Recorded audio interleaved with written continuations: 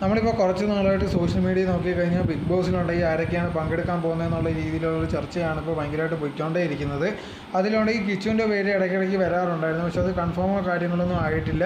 ചിലർ പറയുന്നുണ്ടായിരുന്നു വരത്തില്ലെന്ന്. അതിന് മെയിൻ കാരണം എന്ന് പറഞ്ഞാൽ കഴിഞ്ഞ വട്ടം ഉണ്ടെങ്കിൽ രേണു പോയിട്ടുണ്ടായിരുന്നു, പക്ഷേ ചെന്നിട്ട് പ്രത്യേകിച്ച് ഒരു കാര്യമൊന്നും ഇല്ലായിരുന്നു. അവിടെ ചെന്ന് ചുമ്മാ അങ്ങോട്ടും ഇങ്ങോട്ടൊക്കെ തേരവര നടക്കുകയും പിന്നെ എൻ്റെ കുടുംബത്തെ കാണണമെന്നുള്ള രീതിയിലൊക്കെ പറയുന്നേ അല്ലാതെ വേറെ ഒരു കാര്യം ചെയ്തിട്ടൊന്നും ഇല്ലായിരുന്നു.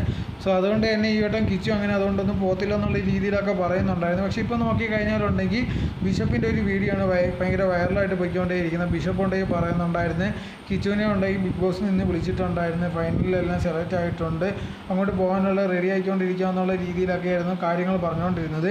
പക്ഷേ ഇതുവരെ ഇത് കൺഫേം ഒന്നും ആയിട്ടില്ല. ബിഷപ്പ് ഇതേണൊക്കെ പറയുന്നത് മാത്രമേ ഉള്ളൂ. ഇത് എത്രത്തോളം സത്യമാണോ ഇല്ലയോ പോലും നമുക്ക് അറിയാൻ പറ്റത്തില്ല. എന്തായിരുന്നാലും ബിഗ് ബോസ് തുടങ്ങുമ്പോഴേ അറിയാൻ സാധിക്കുകയുള്ളൂ. അതല്ലെങ്കിൽ ഇത് കണക്ക് കിച്ചു തന്നെ വന്ന് പറഞ്ഞാലേ അറിയാൻ സാധിക്കുകയുള്ളൂ ബിഗ് ബോസിലോട്ട് പോകുന്നോ ഇല്ലയോ എന്നുള്ളത്.